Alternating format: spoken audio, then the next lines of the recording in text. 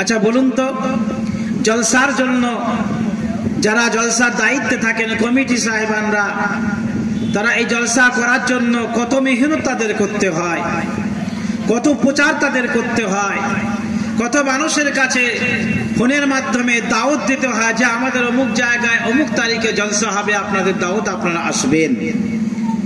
কোন জায়গায় শয়তানি মজলিস কায়েম হবার জন্য, ফাংশন, যাত্রা, নৃত্য নাটকের মজলিস কায়েম হবার জন্য কাউকে দাওয়াত দিতে হয়?